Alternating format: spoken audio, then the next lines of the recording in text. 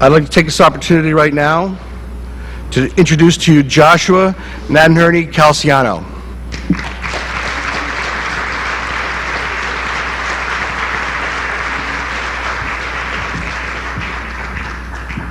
Good morning. I want to welcome all of you to our 12th annual symposium.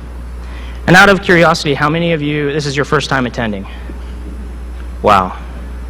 Well, welcome. And I also want to take a particular welcome to all of our returning repeat customers. For those of you that this is your third or fourth, what we've done a little differently this year is we invited various organizations throughout the community to be a part of this symposium. And so I encourage all of you to take the time during the breaks and the lunch to really get to know them and network with them is very important for us. My family is incredibly gratified to have seen this symposium in memory of our son and brother John, to develop over the years into the widely attended event of today. John was 23 years old when he passed away, and as difficult as our loss continues to be, the sense of coming together and preventing similar tragedies from affecting other families is a very healing force. Our deepest appreciation goes to all those volunteers who have helped with the logistics for this year and all the other symposiums. We are particularly grateful to the members of the Guild and the Dominican Hospital Foundation, who is the philanthropic arm of this symposium. And through their help, we have established the John E. Nadenherney Calciano Endowment Fund to allow these symposiums to continue. We could not continue these symposiums without their help. We, as a family, continue to be impressed by the diversity of the attendants, the clinicians, counselors, educators, and public safety officials that have attended these symposiums over the years. Your post-symposium comments and the number of people that return year after year shows that we are making a real impact on our community.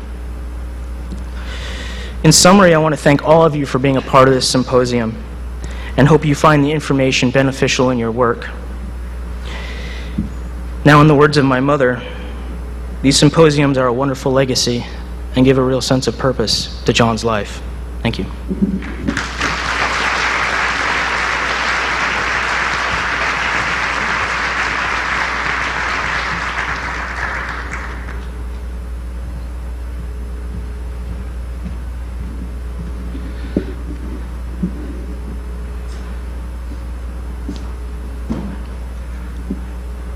Inside your packets, there are half sheets of paper that look like this. These are the question cards.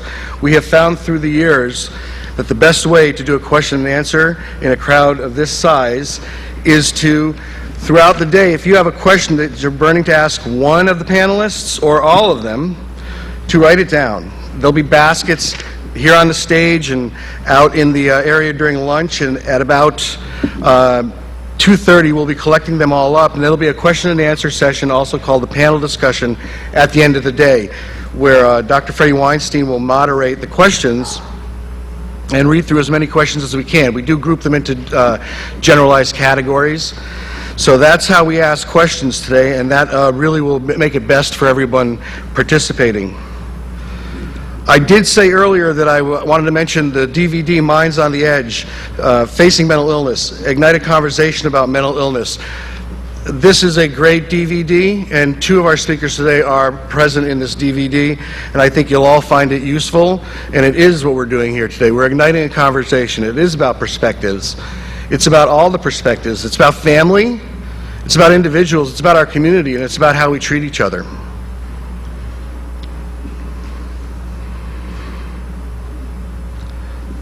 Our first speaker is Frederick J. Frese, PhD. He's a psychologist with more than 40 years' experience in public mental health and is presently the coordinator of the Summit County, Ohio Recovery Project.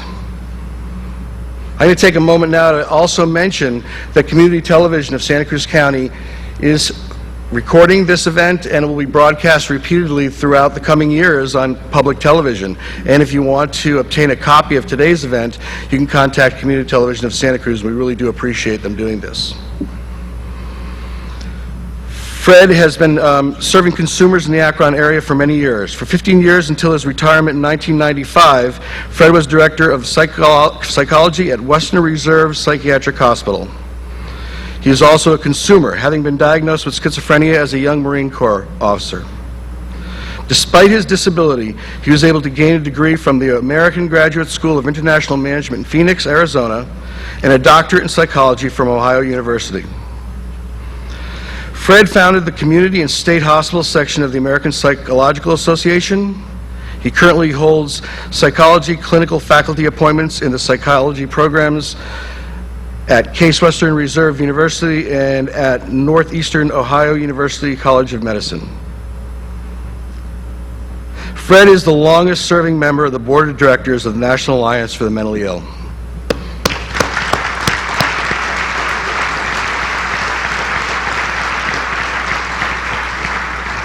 He's also on the board of scientific advisors for Schizophrenia Bulletin. He's authored many articles and book chapters, edited a book on psychology on the seriously mentally ill, and lectured widely on the subject of schizophrenia. Fred is married, and his lovely wife Penny is here with him today, and he has 4 grown children. Ladies and gentlemen, Dr. Frederick J. Frese.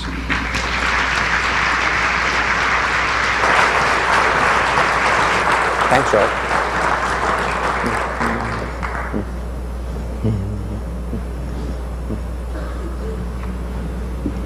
Thank you very much, George. Introduction like that, I kind of look forward to hearing this guy myself, actually.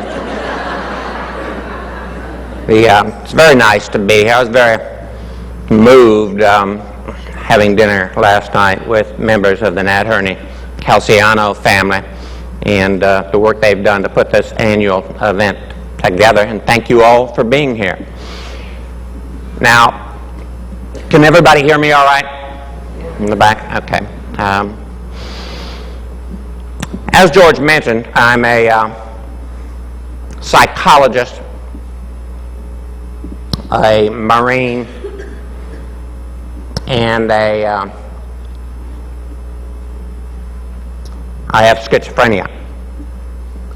Or, for those of you who insist on politically correctness, I am a person with schizophrenia. Because I give a lot of talks to judges and policemen particularly, I'm quite used to the fact that there tends to be some skepticism with regard to my identifying myself as who I am. And so let me take a moment or two to establish my credentials. Now, as a psychologist, are there any psychologists in the audience, by the way? Any of my fellow sons and sisters of psyche? Let's give the psychologists a big hand for being here. I have a PhD. I was the director of psychology at Ohio's largest psychiatric hospital for 15 years. I got a license number 2870, and the APA that I spent most of my career carping about actually gave me their highest award, the Presidential Citation, a couple of years ago. So if you doubt that I'm a psychologist, I think I've got that one covered. With regard to being in the Marine Corps, do we have any Marines in the audience here? Semper Fi, brothers. Any of the rest of you ever heard of the Marine Corps? Okay. How about other members of the person who's been in the service? Any other veterans in here? Air Force, very good. How about any families who have service members in their family or veterans? Any of those here? Outstanding, thank you.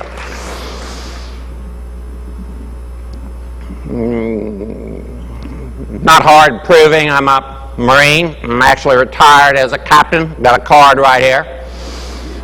The policemen actually take this and look it over, by the way.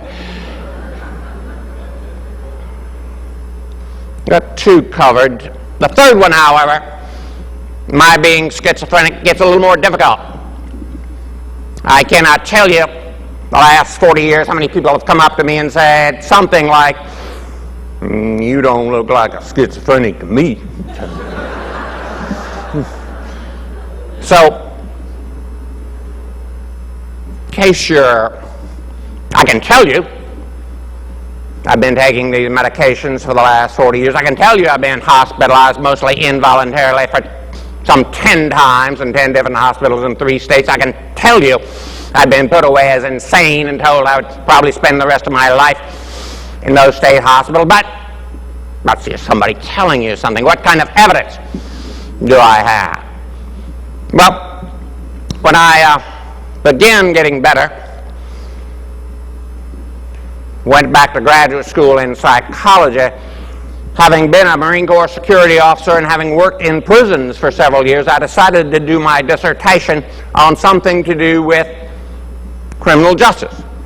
And since I had a proclivity for physiological psychology, I thought it'd be a good idea to do it on lie detection. Nobody had done one in a while, even though it was invented by a psychologist back in 1919. So, as part of that, I came out to a school in California, the finest lie detection school in the country. And during that time, I had a bunch of students in the class with me. And you know how students are, get to talking to one another. Well, all my fellow students were policemen. And most of them were federal policemen with the FBI and the ATF and the federal force. And I heard them talking, and they actually said that this NSA, the National Security Agency, actually keeps a list of every person in this country with schizophrenia. So I'm thinking that if you question my credentials in this regard, you could go to their office in suburban Baltimore and ask if I'm on the list. However, I don't recommend this course of action in that I know they deny they keep that list. And secondly, I suspect they've got another list they'd put your name on for daring to ask such a question. Now, I've been under the care of the Veterans Administration for the last 40-something years, and they've been doing a pretty good job.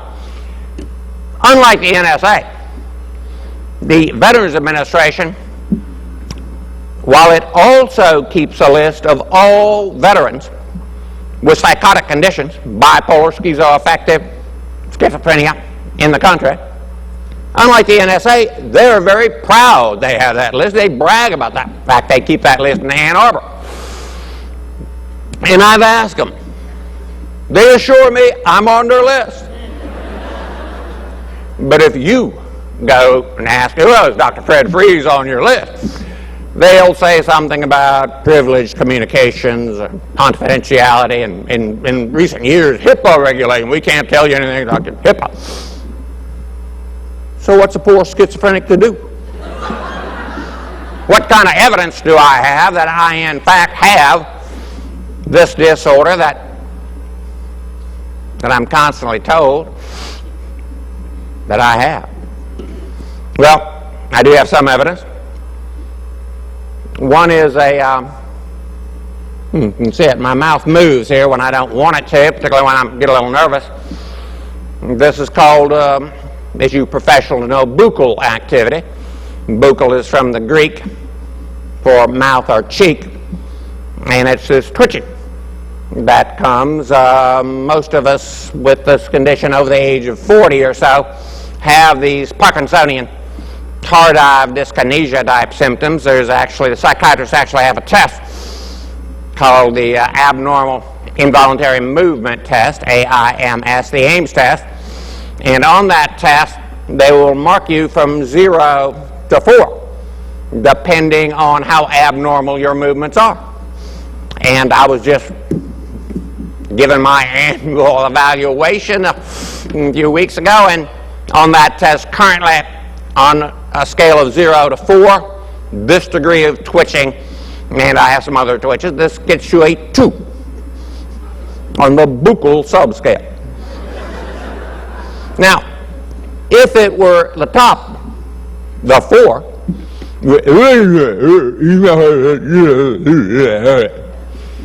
before you get if the degree of disability is such that it begins to interfere with your ability to speak. And as many of you know, at a high 4, it can interfere with your ability to eat. So that I don't discount the side effects of these medications, and that's what these things are, not from the schizophrenia itself, but from the older medications we're taking, particularly this tardive dyskinesia that you often hear about.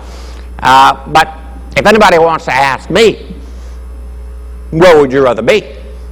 Here, addressing these fine people in Santa Cruz, or back locked up in the back wards of that state hospital?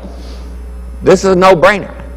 I'll take speaking to you with these little symptoms of the medication any day over the types of treatment that we had been put through before these medications came along. Now, you're very intelligent people. I can see what you're thinking. You're thinking, wait a minute, you're trying to tell us your mouth moves like that, and therefore you're schizophrenic. But that has nothing to do with the schizophrenia. That's the medication you've been taking, and that medication is also given for a bad case of the hiccups or seasickness. You could be just having a bad case of the hiccups all these years. Right? What else you got? Symptoms, in those of us in recovery, most of us have various of these symptoms. Another one is talking to ourselves. And this is when it really helps to have a wife who kick you under the table, you're doing it again, and these sorts of things. So the most difficult thing about this, and we'll get this right out, is that the most cardinal symptom of schizophrenia and most other forms of psychosis is a delusion. And a delusion, of course, it says in DSM-4, is a false belief. And that is true. But it's not the whole truth. The whole truth is that a delusion is a false belief to other people. But it is most definitely not a false belief to the person with the delusion. Because obviously, if the person with the delusion knew it was a delusion, it wouldn't be a delusion, would it? This is so important, not just when you have the delusion, but when your mind is beginning to go into this expanded horizon of meaningfulness, which the psychiatrists like to call loose associations. When it's beginning to go into that, your mind fools you into thinking that there's nothing wrong. And so it's very helpful. I often point out I've been hospitalized 10 times, but I've not been hospitalized since 33 years ago when I got married. One of the advantages of this is, well, one of my wife's favorite expressions is, Fred, I think you need another pill. Which is sort of code for, I'm going there again and I need to slow down. So, mouth moving, expanded horizon of meaningfulness. When I talk to the policeman, I always say you can often identify us because you will notice that we're not staying on the topic. Well, we're not staying on your topic. We're staying on our topic. Fine. I'm able to stand before you with what is a very often called the most devastating of all the psychiatric conditions, schizophrenia. Able to stand before you because over the 40 years, I've been able to learn how to live with this symptom, and I've had various adventures along the way. Now, as I'll mention later, I just finished an article. I was invited to write an article by Schizophrenia Bulletin, which is one of these psychiatric journals. And they invited me to write it on consumer perspectives on recovery and how you go about measuring that recovery. Well, I took this as an opportunity not only to do that, but to identify 10, I call them 10 little Indians, 10 psychologists and psychiatrists and a couple of other doctoral level folks with schizophrenia, and get their perspectives from each of them on what recovery is like. And so the message came from 10 of us, and what did we say? Well, of course, we all disagreed on what would you expect from a person with schizophrenia. Now, we all disagreed on a lot of things. We disagreed on forced treatment. We disagreed on cooperating with providers. We disagreed on political strategy. But there is one thing we all agreed on, and that is the stigma and discrimination that we face, not only in the general population, but from those in the mental health provider community, is in many ways worse than the disorder itself.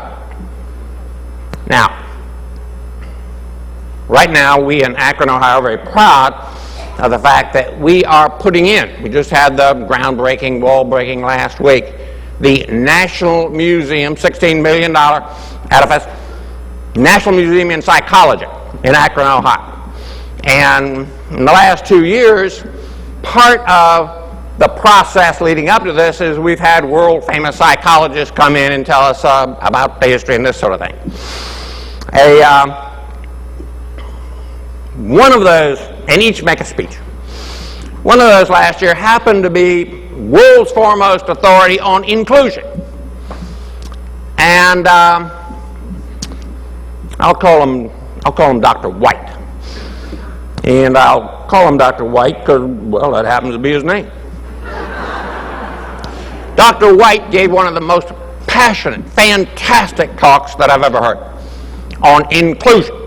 These African Americans grew up when African Americans were not policemen, they were not judges, they were not psychologists, they weren't anything, and he tells the history, he's in his 70s, of how that has been able to change. And fantastic speech. And how he's so proud that we're now able to include all of these marginalized folks. But at the end of the speech, there were called for questions, and I got up audaciously, thanked him for this fantastic speech, and then said, Dr. White, please, could you tell me of the 150,000 members of the American Psychological Association, how many of those would be persons with schizophrenia? When I said that, he freaked. Schizophrenia? That's a shameful disease. We would never have anybody like that in our psychologists. We would never. And I'm standing there. I just won the Presidential Citation Award for having schizophrenia and advocating. I thought he might have heard. But among the things you learn when you have this disorder is when you are feeling psychotic rage begin to boil up within you, it's a good idea to leave the room. And that's what I did. I did not want to interface that. I'd just written an article identifying a bunch of psychologists with schizophrenia, all in the American Psychological Association. But over and over again, when we think of inclusion, when we think of diversity, when we think this is America for all people, our minds are not yet ready yet for one group. The group that for years it was taboo to talk about. Taboo until things began to change about 30 years ago, 30, 40 years ago, and I'll be going over this in the talk. Now, after leaving the room and thinking over what my message to Dr. White and the American Psychological Association would be, I came down with that message, and here's the message. Dr. White, my fellow psychologists, I am standing here to tell you I have schizophrenia, and I absolutely refuse to be ashamed. I absolutely refuse to hide in the shadows and pretend that I am not somebody that I am. I want things to change.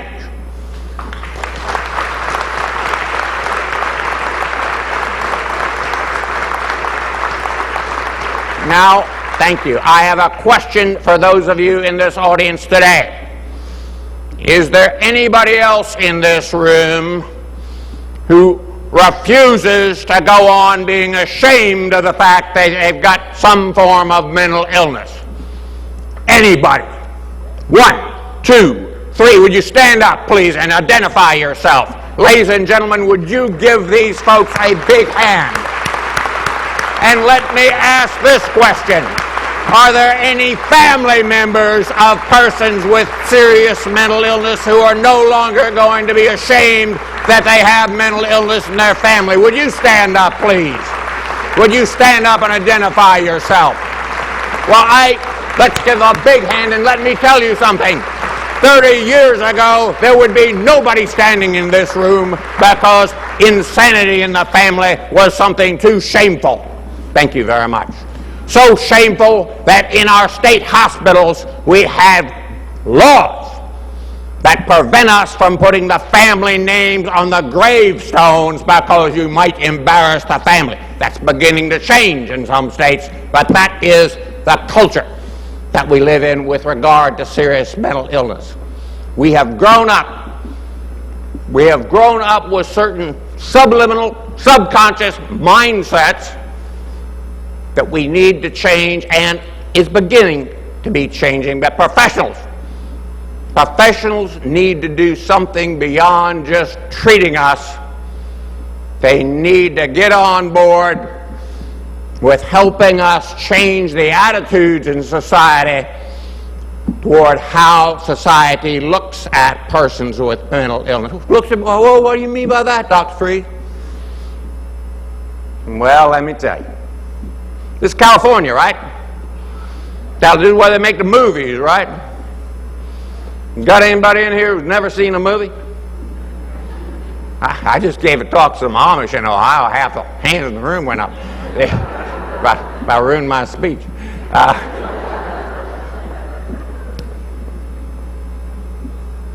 At the turn of the 21st century here, the American Film Institute did a wonderful thing for us. They actually listed who the greatest heroes and the greatest villains of all the movies in the 100 years of the 20th century were. Get an idea of how our perceptions of who the good guys and bad guys are. Anybody see this list? Okay, well, I happen to bring a copy with me.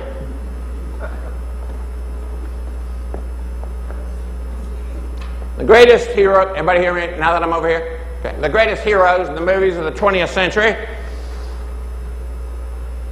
They start with Gregory Peck and To Kill a Mockingbird, Indiana Jones, Sean Connery, James Bond, Humphrey Bogart, Gary Cooper. Anybody ever hear of these people? Sure you have. But I want to tell you something. If you look at this list, the 50 greatest heroes in the movies the entire 100 years, not one seriously mentally ill person amongst them. Not one. Hard to believe. But I'll tell you, when it came to the monsters and the villains, we did a lot better. Heck, we take the very #1 slot here. Hannibal Lecter. That psychotic psychiatrist who eats people. #2, Norman Bates. Got his picture here of that first Psycho movie. I was taking that shower this morning in the hotel. I'm looking. And you professionals will be so pleased that you made #5 on the list of all-time monsters in the movie with the psychiatric nurse Ratchet from One Flew Over the Cuckoo's Nest. Congratulations. In fact, if you look at the list of the monsters and villains in the movies, over half of them are either mentally ill or somehow associated with our type of people. Yeah, we did a great job back in those days scaring the little kiddies on Friday the 13th and any other time you wanted to go to one of those best-selling horror movies. But I'm suggesting to you, thanks to medications and the work of some folks here, particularly NAMI, where brave families came out of shadows 30 years ago and said, well, they're no longer going to be ashamed. Things are beginning to change. And we know that. We see it in the front page of magazines. This is Newsweek. A few years ago, we actually pushed Dirty Laundry, Enron's Dirty Laundry, and pop music into the background here. Schizophrenia made the front page. Now notice, these big letters are all caps, but they're not all the same color, are they? No, those subliminal schizos in yellow. That's all right. At least they're talking about it. From Andrea Yates. Now, who's that? Anybody remember that high school valedictorian registered nurse went psychotic postpartum and killed her 5 little boys, 7 and under? Now, she wasn't schizophrenic. That doesn't affect our reporter friends there. But the message here, this mystery of schizophrenia, all the work we're doing, identifying neurotransmitters, identifying the genes that have a relationship with our disorder, all that work, it's still a mystery. From that image of, this person can kill people, this person's bizarre, to the beautiful mind.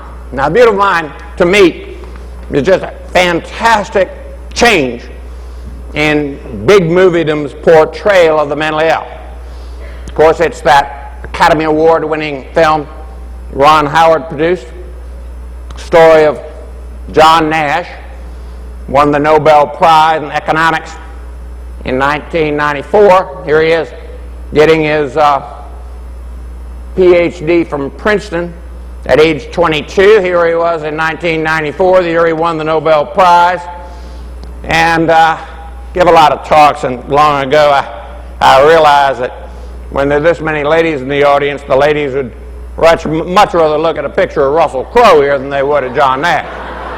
So, ladies, that's for you, but I'm sorry, that's all we have the time for right now. Now, I'll never forget that day in the early 90s. I came home from the library. My son, 12-year-old son, was watching television night of the Oscars. He says, Daddy, unbelievable. The Best Actors Award went to somebody just like you. And I said, well, who's that? He says, they said it went to a psychotic psychologist in The Silence of the Lambs, Hannibal Lecter. I mean, this really helps our image a lot. And so that's why when this beautiful mind came out, and I've had the honor of being on programs with Dr. Nash several times. He's a fantastic fellow, and as many of you know, his son also is very, very much more disabled with schizophrenia, also has a PhD in mathematics. But there's a problem with that, and it's been accused of romanticizing schizophrenia. I don't agree with that, but I hear the criticism all the time. More importantly, what is his talent in? It's in mathematics. Well, most people can remember arithmetic and algebra, but most people really don't know a real variable from an imaginary number. So what is that stuff? So that's why we're so pleased when last year you in California found one of our Ohio friends, Nathaniel Ayers, and made this movie, The Soloist. Steve Lopez being the reporter from the Los Angeles Times, about a fellow from Ohio who won a scholarship to Juilliard, studied with Yo-Yo Ma and several of the other notables now, had a schizophrenic break, went home to live with his mother for a while. When his mother in Cleveland passed on, he came to California, lived in the streets, and was playing that 2-string violin. The movie was number 3 in the box office when it came out, with Robert Downey Jr. and Jamie Foxx here. Unlike The Beautiful Mind, as my friend Fuller Torrey says, anybody here see The Soloist? Okay, The Soloist is much more realistic, certainly in reflective of what psychiatrists and psychologists run into when we treat and deal with people with schizophrenia, most of whom do not recover to the degree that myself and Dr. Nash and Ellen Sachs and others have, that have been able to have substantive accomplishments, but he's able to improve with treatment, with or without medication. And we had him address our National NAMI conference here in San Francisco. A very charming fellow, and he gave a tremendous speech, much better than John Nash's speech he gave us 10 years ago, except that it didn't make any sense, which is much more like we are. Am I making any sense here today? Because every now and then So, image is changing somewhat, but let's face it, all this is got the Hollywood spin on it. It's not reality. It helps with the image, it helps with the stigma, but let me focus on reality here, reality as I know it. A little over 40 years ago, I was a young Marine Corps officer guarding the largest cache of thermonuclear weapons in this country. I had 144 Marines directly under my command when I'm on duty, carried a loaded 45 on my side, and my mission was to keep those thermonuclear weapons from being compromised by the enemy during wartime, the Vietnam War. I happened to be taking graduate level mathematics at the time. In the evening, took number theory and partial differential equations. And I got to think, hey, this mathematics stuff, this is good. Helps you think things through. Now we got a problem here. Problem is we're at war. We got all these thermonuclear weapons, we got all these tanks, we got all these bomber airplanes, we got the Army, the Navy, the Air Force, the Marine Corps, the Coast Guard, we got them all. And we're being beat by a bunch of little guys in black pajamas. Now, how can this happen? Now, number theory has got to answer. Yeah, you see how suddenly it dawned on me. This isn't the first time we've had trouble with the war in Asia. We didn't win that war in Korea either. And everybody knows why, a major reason we didn't win that war. Because those Chinese communists had this new thing we didn't know about called brainwashing. Yeah. Well, it's obvious what's got to be happening here. Obviously, the Chinese have shared with their communist Vietnamese friends the secret of this brainwashing, and they polished it up somehow so they could actually hypnotize the high-ranking officials in this country, our elected officials and our military officers, and all those. And I got a job here to protect these thermonuclear weapons, and suddenly the bosses are under the control of the enemy. Boy, this is amazing. I have figured this out. I have made this discovery. What am I going to do with it? Well, I'm not going to go out in the street yelling the enemy or hypnotizing the bosses. I decided to share this with a guy who would know the most about hypnosis and psychological stuff. That would be the base psychiatrist. And when I called him up, he agreed to see me right away.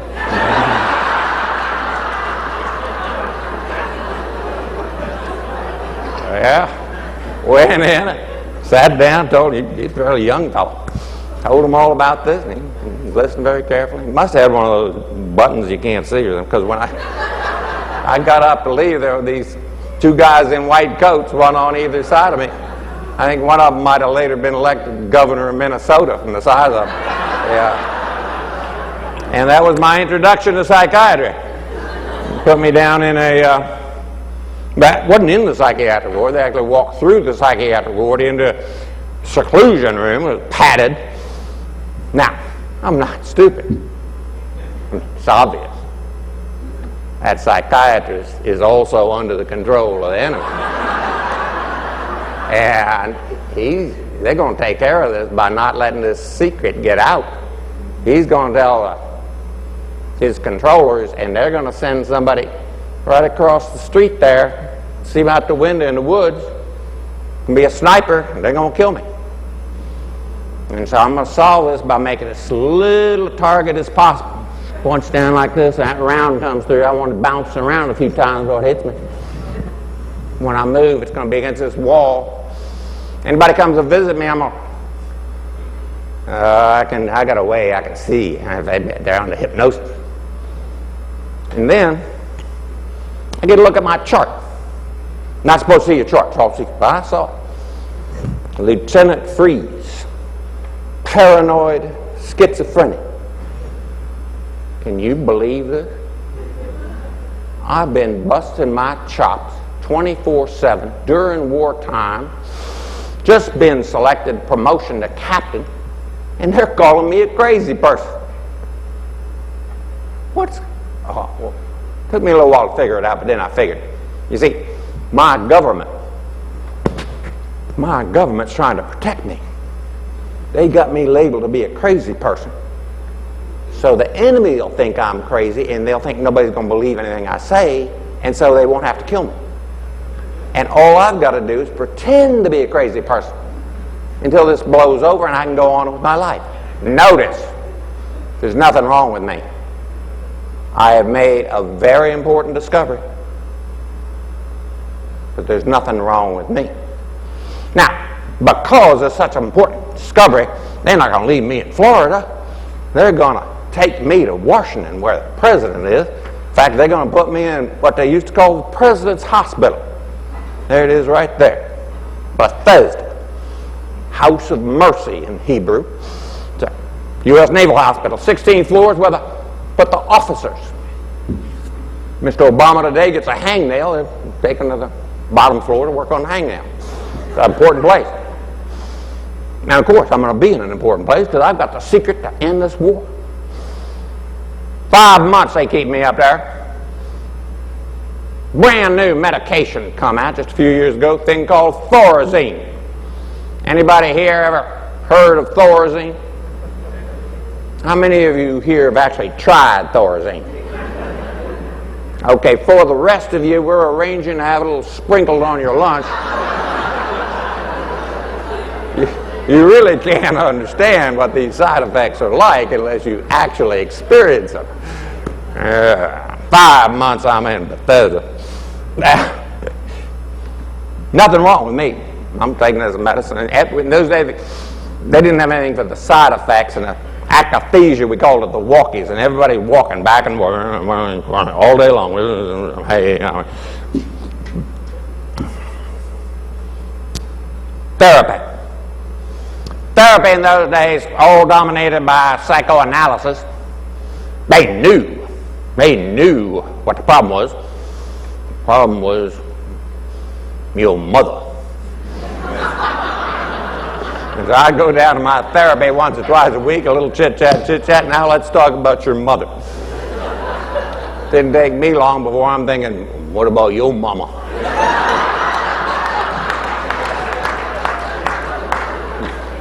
But eventually they're going to let me out of this place, I'm thinking. And there's nothing wrong with me.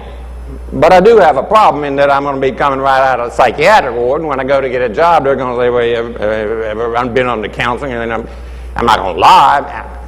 And so I'm figuring, that could be a problem. It's going to be a problem getting a job. No ADA in those days. So I said to myself, this is America. In America, what do people do when they can't get a job? They go to school, right? So I had a degree from fancy private school. I had real good grades on my graduate record exam, but little problem. They wanted 3 letters of recommendation. Now, who in a responsible position is going to write a letter of recommendation for somebody coming out of the psych ward? Well, I'll tell you something. I got 3 of the finest letters of recommendation that fancy school ever received.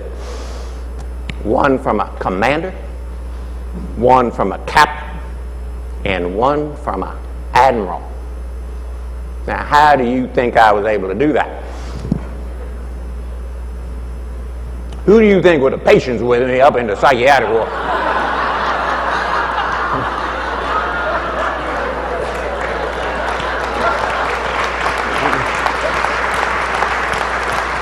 And I'll never forget the first one I asked. He's actually been put in seclusion room with me, big, tall physician, commander. I go up to him and I say, Commander, I know you don't know me that well, a few months here, but I really need your help. Could you write me this letter of recommendation? He's tall. He looks down. No.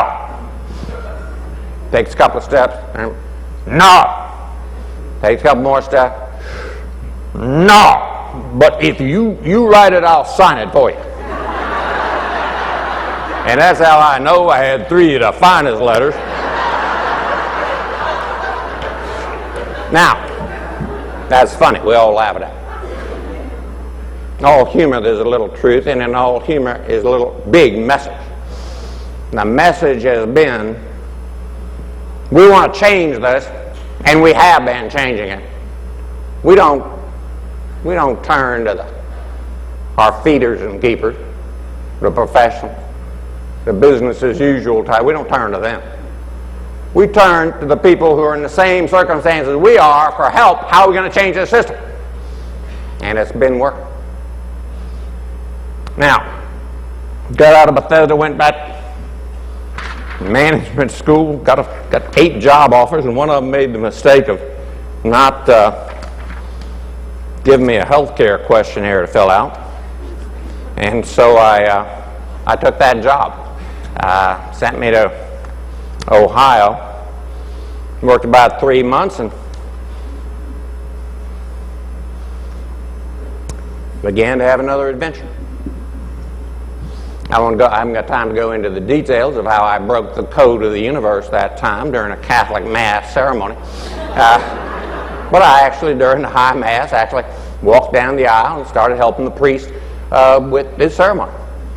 Now, for those of you who don't go to church very often, this is not encouraged during the service. Yeah. And I remember kneeling down, he's kicking it out, I'm going to call the police. No, I'm here, Lord. Found myself in this place. One time, 6,000 patients here in the Milwaukee County Hospital.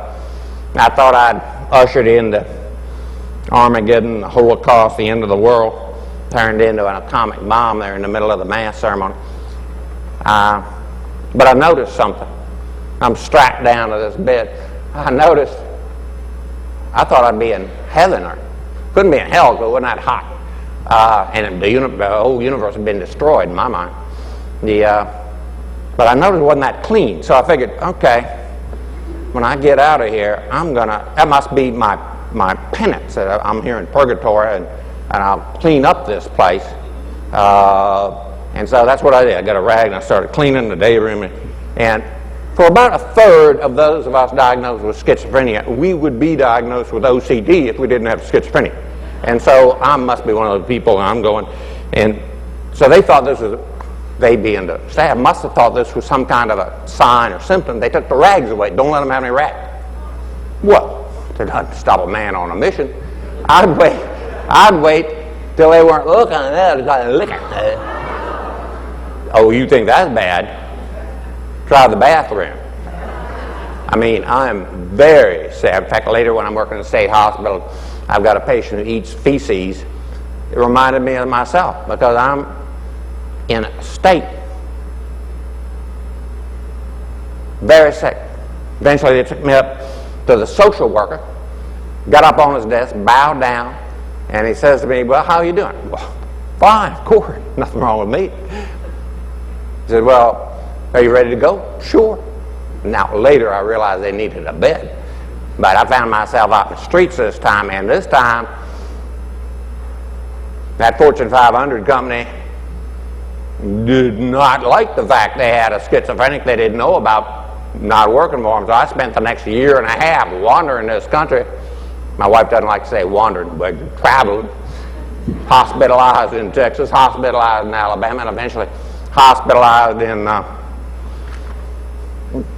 Ohio. Now, in Ohio, you've heard about Dorothea Dix building all those, inspiring the building all those state hospitals? Of all those built during the 1800s, this was the largest one in one building in the entire country, measured by perimeter. Columbus State Hospital. In fact, this building was so large that this was the largest building of any kind in the entire country until the Pentagon was completed in 1943 during World War II. There's a little change in priorities there. In fact, they got a plaque there saying how big this thing was. And because of that, one reason I was so honored to have been a guest here in the summer of '68. Now, they picked me up and put me in here, back in the seclusion room. Most importantly, a lot of things happened. They took me down to a court because I'm about to enter a new echelon of mental illness. Before I'd been treated, but this is new. I'm in a court. And in that court there's a psychiatrist, there's a social worker, there's a nurse, and there's a magistrate at the end of the table. And that psychiatrist, with heavy Spanish accent, says to me, "Well, son, you've been in hospital before, psychiatric hospital?" I said, "Oh, yes, sir." He says, "Well, have you ever been in one for very long?" And I said, "Oh, yes, sir, I was in Bethesda for 5 months." At that, he smiled. Go ahead, smile. They all smile. And I'm going, what are these people smiling about? He said, "You're wondering why we're smiling?" "Yeah, matter of fact." He says, "Well, you see, you have a thing called schizophrenia. And this is a degenerative brain disease. Just like the line out of the movie In the Beautiful Mind. You may look like you're getting better from time to time, but in fact, your brain is degenerating. It is rotting. You will, in all likelihood, spend the rest of your life under the care of the state hospital system." And at that, the magistrate bangs his hammer down, says, "I hereby declare you to be an insane person under the laws of the state and remand you indefinitely to the state hospital system." Now, this was not a real good day for me. I had other plans for my life. But after a week or so, they discovered something. If you're ever put in a hospital, this comes in very handy. If you've been in the service. They discover I'm a veteran. And the state, I understand you have some financial problems here in California, so it may come in handy.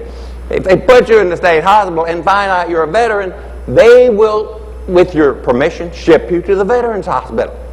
So I got shipped about an hour away to Chillicothe Veterans Hospital, and they didn't see me as being all that bad. I mean, I had to take the medicine, and eventually I got out after a few months.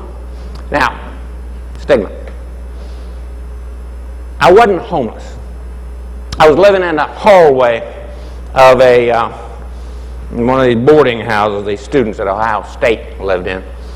And there were a bunch of students in there. One of them happened to have a personnel graduate student internship with the state. And he got tired of seeing me every day getting out of bed at 3 o'clock and throwing darts all day, go to bed doing nothing. So he says to me, "Fred, you got a degree, bachelor degree in psychology. Why don't you go down and take the test?" By this time, I'd been turned down for over 100 jobs.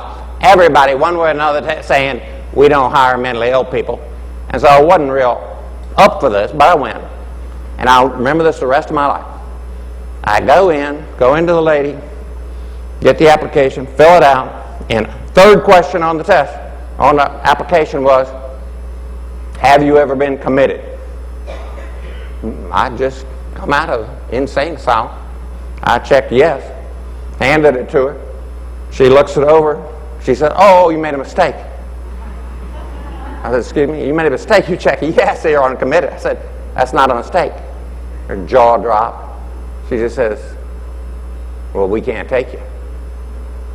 I said, but my friend said that, you know, that you'd accept my application. I'm sorry, we can't do this. I said, "Lady, please, would you go back and take it to your boss back there?" I hadn't had a job in a year and a half. "Would you please just go back and take it and see if there'll be an exception?" She said, "There won't be." I said, "Please." She said, "Okay." She goes back. I wait. 2 or 3 minutes later, this older guy comes, looks out, and she comes back shaking her head and says, "I don't believe this." And they took me. For 33 years, I kept that job. Kept it on leave of absence when I went to graduate school, had breakdowns, hospitalized. I kept it no matter what, because I know if you're out of work, you won't get employment. It is not totally a coincidence that 88% of the people with serious mental illness don't have jobs.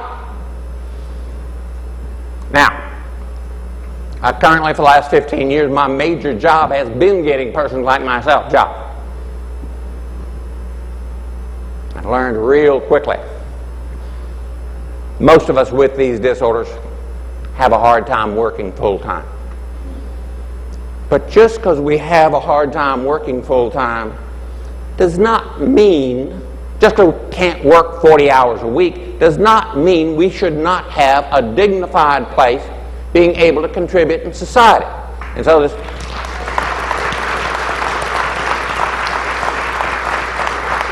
we have structured jobs in Ohio at our place. We have a lending library with computer usage and that sort of thing. You work minimum wage 3 hours a week. But it gives you, well, you can multiply that if you do 3 and we're going to do another 3, 6. Nobody works full time. I don't think anybody even works half time. But their stature in community is risen because when they're asked, "What do you do?" "Oh, I work at the neuroscience laboratory down on Mill Street." "Oh, that's nice." We have to take into consideration for the 1% of the population with schizophrenia, for the additional 2% with schizoaffective disorder or bipolar psychosis, we need to structure work opportunities in such a way that these folks can be given dignified opportunities to contribute.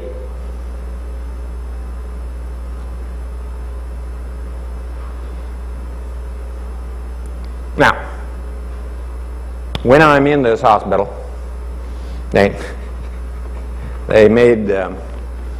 put me in a seclusion room and then they let me out, get some water. And while I was there, I made the mistake of telling them I wasn't going to go back to the seclusion room. And when they came to put me back in, where I was a Marine and studied karate in Japan, and so a little standoff called a blue alert. I remember that guy, the keys came up to me first. Pow! I didn't hit them, but I came real close. And then I'm totally naked at the time. I got all these staff members. This older lady, she must have been at least 40, started coming at me. And now I got a problem because we don't hit ladies. What am I going to do?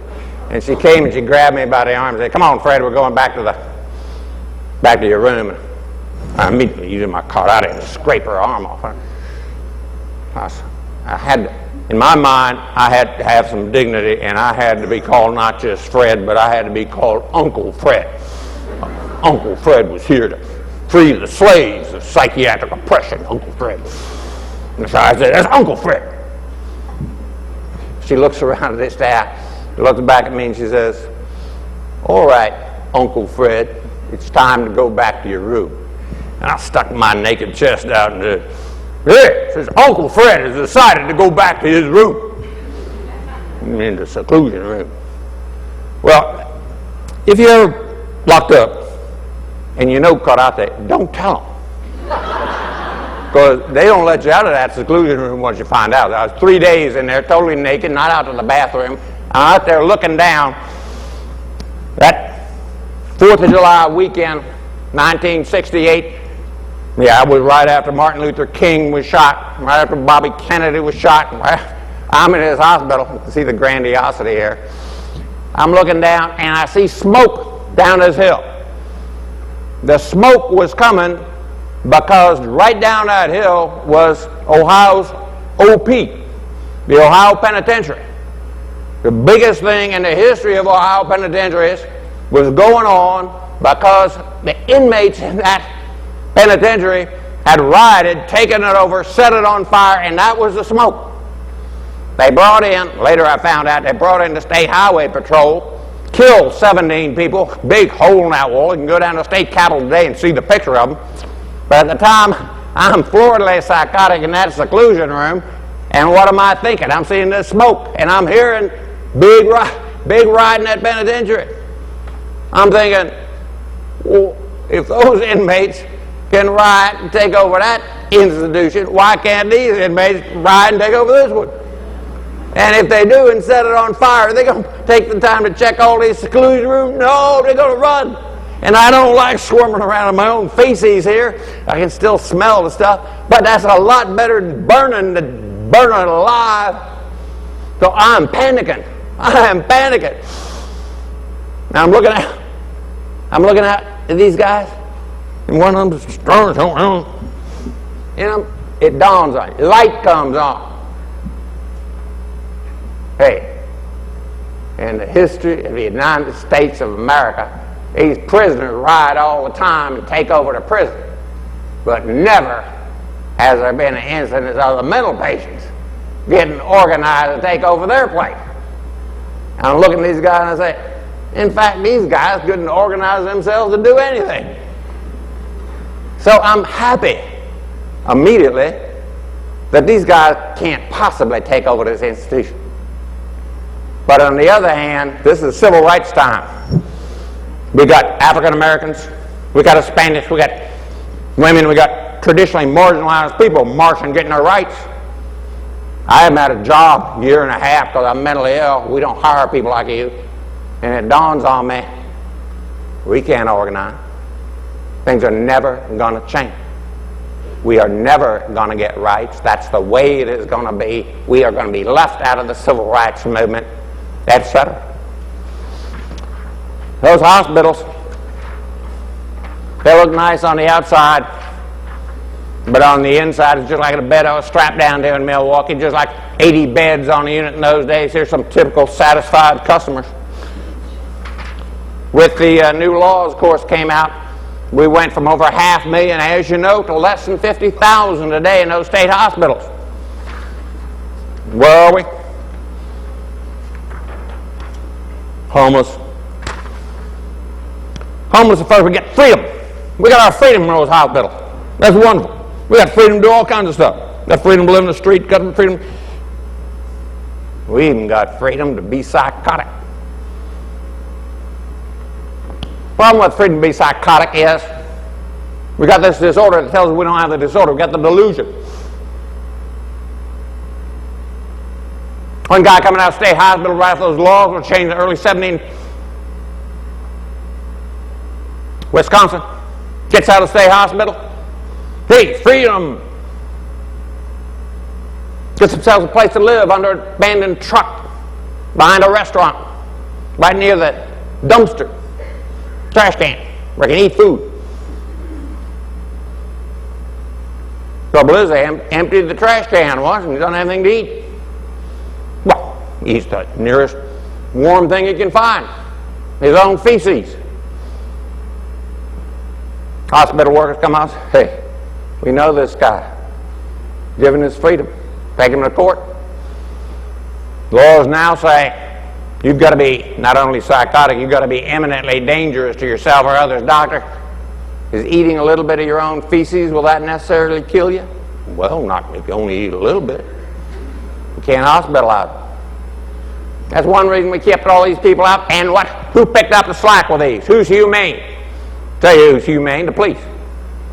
They see all these people. In the 80s, we had 25,000 seriously mentally ill people in jails and prisons. Now we got 300,000. 300,000, we got a problem. But while we don't have forced treatment, we have forced incarceration. So the question becomes, do we change the laws as we did in New York with a thing called Kendra's Law? Kendra Webdale is a young lady who was pushed in front of a subway by Arnold Goldstein. A guy with schizophrenia killed her. They passed a law saying you got to not only be psychotic, but you don't have to be imminently dangerous. You can be dangerous, any show of dangerousness in the last 3 or 4 years, and we can get, not lock you up, but we can get outpatient treatment. We can give you some medication. This is a very controversial thing. Very controversial. That law has been passed now, not just in New York, but 19 other states, including Idaho, Illinois, Louisiana, and last year in New Jersey. But it's very controversial because this is the land of liberty. Can you give treatment to somebody who say they don't want the treatment? And that Minds on the Edge program that was mentioned is a discussion. And not just a discussion by anybody, but we got the Supreme Court Justice Breyer here. We got the last psychiatrist to win the Nobel Prize, Eric Kandel.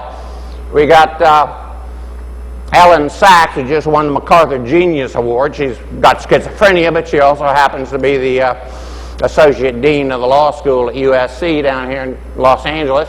And a number of judges and psychiatrists don't know who that turkey is. That's Pete Early, of course.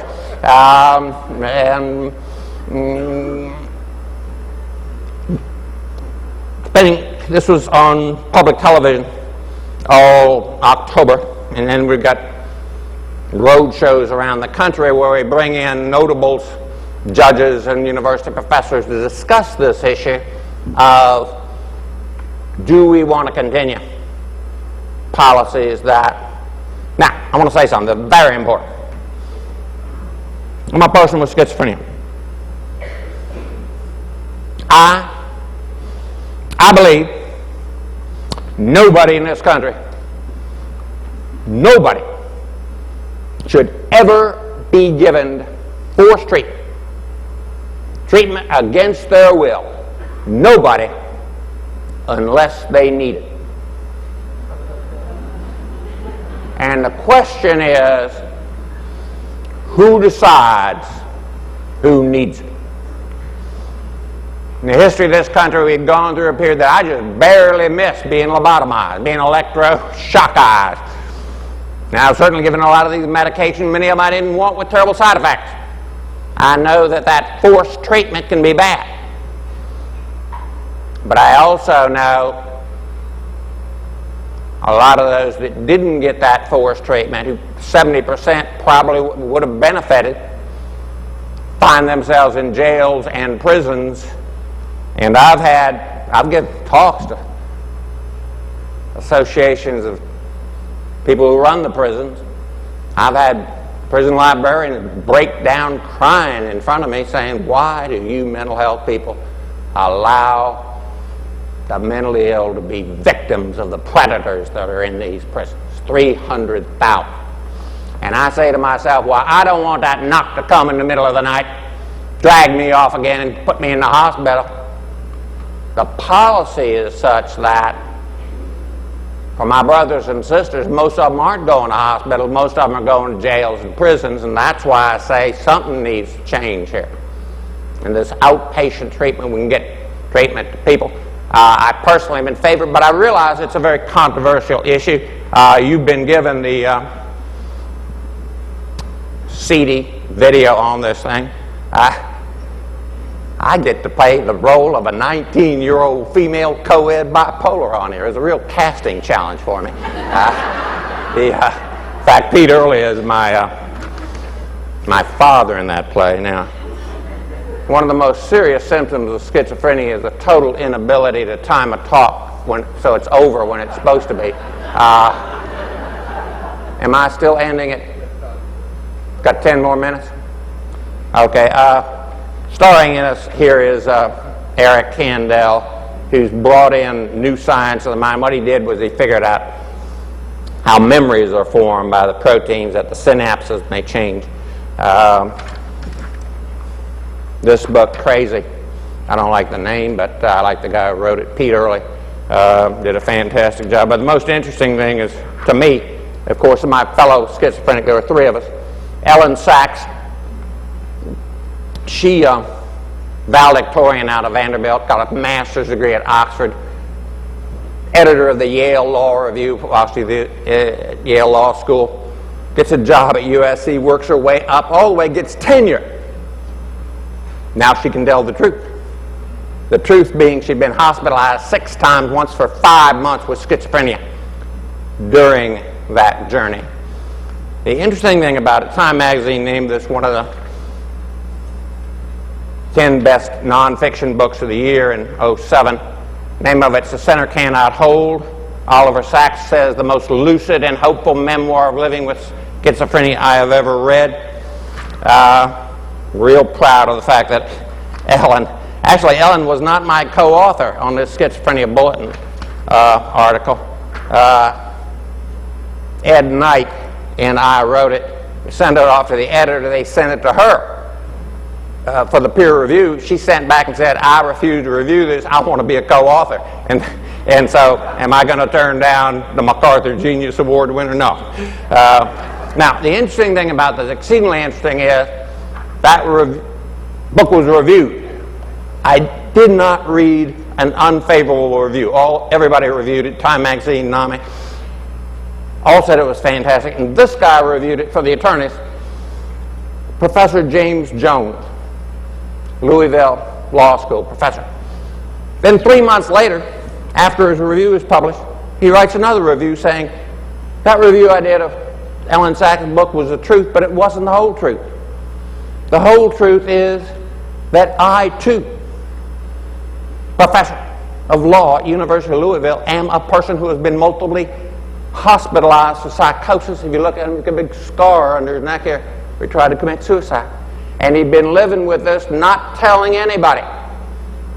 Gave a talk to 150 judges in Columbus 2 years ago. Talk went real well, 2-hour talk. Afterwards, one of them comes up to me, looks around, says, Dr. Frese, thank you so much for your talk. I'm telling you something nobody knows but my wife and my psychiatrist, and that is I have the same condition you do, and I have not, and because I cannot tell anybody I'm a person with this condition. Some days I can barely make it to the bench.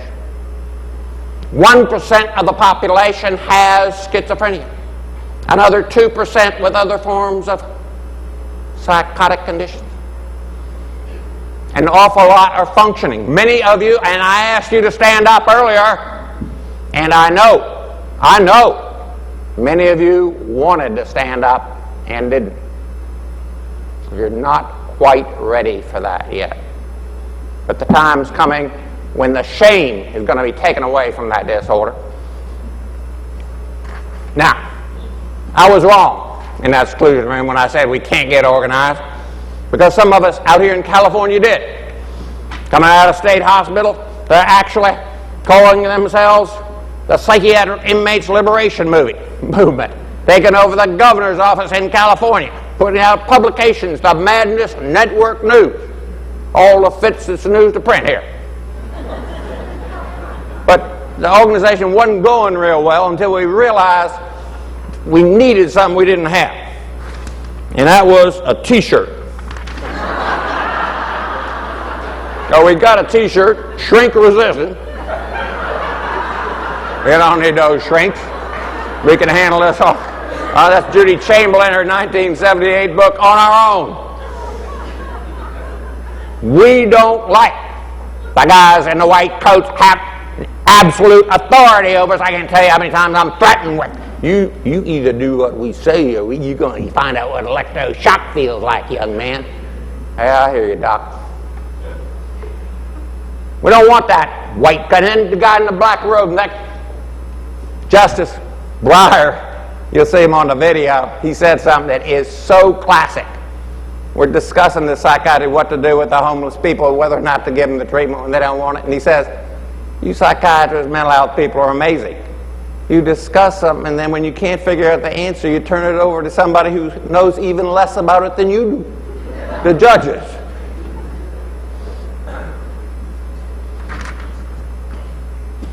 It's not just my fellow consumers, it's also NAMI. I got to share my favorite NAMI, the past president of NAMI. She's a psychiatrist with bipolar illness, hospitalized a dozen times. Recent president of the Psychiatric Association of Pittsburgh. Her name is Suzanne Vogel-Shabilia. Now, Suzanne is a wonderful person, but without a doubt, the most wonderful thing about her is her name. You see, Vogel is German for bird, and Shabilia is Sicilian for brain.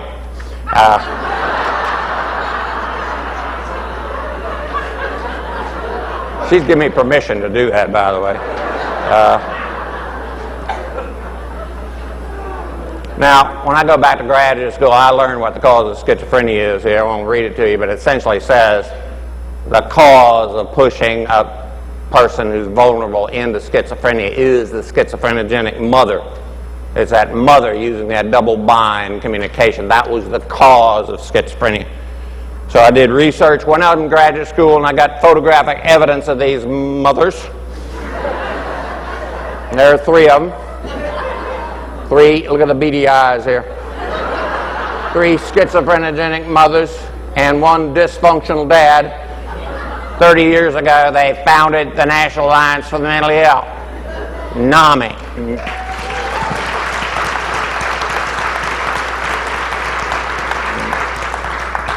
No coincidence that NAMI rhymes with mommy. Except in Alabama, where it's NAMI rhymes with Mammy. But whether it's NAMI or NAMI, actually, the trouble was in California was C-A-M-I. They didn't want to call it commie. So anyway, the mothers led the fight. We will no longer stand in the shadows and be ashamed, and they're now often called the fastest growing, most effective advocacy group of any area of health care. With the exception of AIDS that came along later. Why were the mamas so effective? Well, you got mamas, you got papas, and 3 of these were U.S. senators. Senator Domenici wasn't telling anybody about his daughter Claire, homeless in the streets with schizophrenia, about the time he was approached by the first Mr. Bush to possibly be a vice presidential candidate. Of course, when they found out about the daughter, that's how we got Mr. Quayle as the vice president. Senator Wellstone wasn't telling anybody about that brother he grew up with in Bethesda with schizophrenia, and Senator Simpson, recently appointed to some big thing, he wasn't telling anybody about that niece who put that bullet in her head out in the field in Colorado. But in the early 80s, those 3 and 67, 2/3 of the senators got up and told about mental illness in their own families, in their own constituents, and their own staff members. In fact, Senator Reid, his wife evidently had a bad accident. I see the headline this morning. But he was our guest host for a function we had at NAMI. He had to excuse us and leave because his former campaign manager in Nevada had just committed suicide.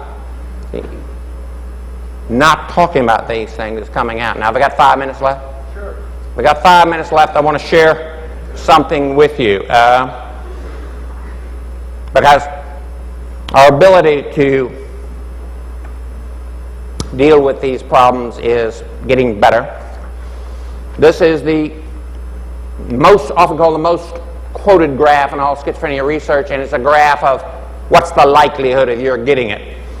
It's 1% in the general population, but it increases depending on who you're related to. So if you've got it, your niece or nephew has a 4% chance, 4 times of getting it. Your child has a 13% chance, unless you're married to somebody with schizophrenia, then the probability goes up to almost 50%. Likewise, if you're a fraternal twin, one has it, 17% chance of the others, but if it's the same gene, identical twins, the probability is almost 50% if one has it, if the other one has it. Now, we're learning, as I mentioned in a moment, from these genes, that there's a lot more concordance between schizophrenia and bipolar illness than we traditionally thought was the case. But this was the case in 1990, but that was before We had the genome mapping project. And here's Nancy Andreassen's recent book, Brave New Brain, Conquering Mental Illness in the Era of the Genome. Genome, as we know, all focuses on this double helix, getting Newsweek coverage again. World of the SNP, the SNAP, and the SNARE, as I tell my medical students. A SNP being the single nucleotide polymorphism, the SNARE being the synapsomal associated protein, and I won't bother you with what the SNARE is here. What are we talking about? We're talking 10 years ago, you would have been told we were all walking around with 100 genes in us. Well, somebody did a better job of counting them. There are only 100,000. There are only 25,000 genes in each one of us. Of those 25,000 genes, about half, a little over 12,000, have to do with our body. The other half have to do with the brain. About 12,000 genes will determine something going on in the brain, and schizophrenia goes on in the brain. So, are we doing research? You bet we are. Have we identified genes? You bet we have. Whole list of them here. One we actually named Disrupted in Schizophrenia 1. Of all these genes, we've got a list of about 50 of them. Probably the most interesting one, the most researched one, no doubt, is the one that controls dopamine transmission in the frontal cortex. Won the journal Sciences Award as the greatest scientific breakthrough for the entire year 2003. Excuse me, second greatest breakthrough. The first greatest was something to do with the Big Bang. COMP gene. Why so much interest? What does it do? Catecholomethyltransferase gene. Catecholamine is an umbrella term that includes dopamine, epinephrine, and norepinephrine, neurotransmitter. Why is it so interesting? Because, remember, it controls dopamine transmission in the frontal cortex. Two varieties, and depending on which variety you have, it controls speed of transmission. You can have a variety associated with one of two amino acids, methionine or valine. So what? So what is this?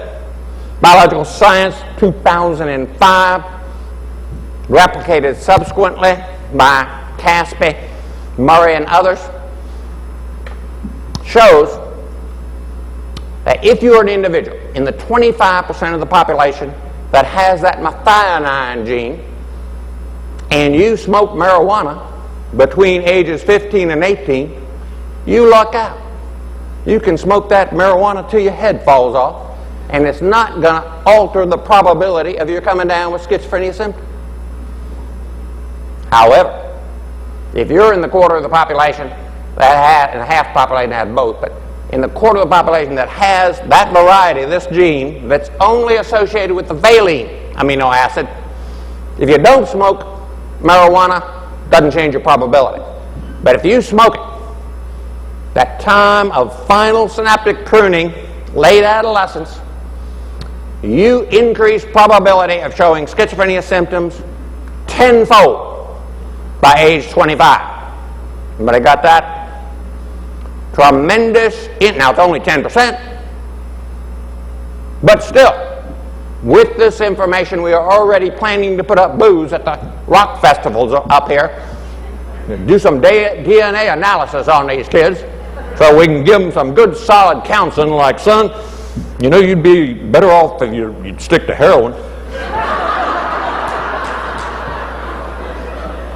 The judges didn't laugh at that joke at all. But let me tell you, and this research, Robin Murray presented this as he won the Warren Award, greatest award, biological psychiatry for schizophrenia in the entire world. This was his presentation in 2005. I was giving big media a really hard time because they're all pushing medical marijuana until this last week, when I saw on CNN, I saw on Fox News, and someplace else, marijuana may not be so healthy for you. And one, clearly, go to your website, go to your Google schizophrenia and marijuana, all the research studies there. I go to lots of psychiatric research conferences. They'll all start off with, as we all know, marijuana increases the likelihood of schizophrenia. No question. Evidence is even stronger that if you already have the schizophrenia and you smoke the marijuana, you increase the likelihood of having a relapse and for it being longer. But also the evidence is substantive there. In your teenage years, if you take marijuana, you increase the likelihood. All kinds of stuff on this. Now, what about methamphetamine? What about cocaine? What about amphetamine? Amphetamine used to mimic paranoid schizophrenia. That's what they use it for. Shockingly to me, we're not doing the research on that yet. I assume 5 years now somebody would say, hey, we can identify individuals as to how vulnerable you are to these street drugs as the likelihood of putting you into these serious psychotic conditions. But that world's coming. We're going to be able to identify people much earlier. I want to throw something in here. I haven't done this in any other talk before. You're the very first people to get it. I just came back from a board meeting of the Stanley Research Center. They give $40 million a year for various forms of research. In the last 40 years, there have been lots of complaints and questions. Dr. Frese, what about fish oil? What about antioxidants? Pharmaceutical companies aren't real interested in putting a lot of money into finding out if fish oil and antioxidants work. But the research has just come out of Stanley Research Center that taking fish oil, while it may not be helpful, there's no research showing it's really helpful once you get to schizophrenia, it is very definitive that taking that fish oil in the time of vulnerability during your teenage and early 20s, that it does help prevent to some degree. So I'm glad to see, but we're beginning to see evidence on nutritional type things coming in. And I'm real glad to see big media, including the New York Times here, is picking up on the relationship between psychotic risks and marijuana. Now, as I mentioned, this is to some degree a genetic thing. My wife and I have 4 children, and all of them have come down with one form of condition or another. And about 12 years ago, the question was, should these medications be given to children? The research has only been done on adults, and it became a big issue. In fact, we had 60 minutes sitting in our living room for 3 hours talking to our kids. It's amazing what your kids will tell 60-minute producers they don't tell their own parents.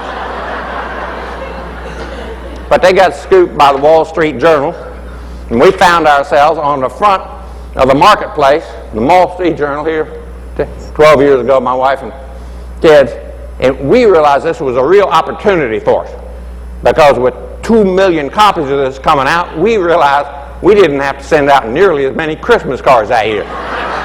So, message from me and my family to you and yours. Thank you very much for inviting me to address you today. Thank you. Thank you very much.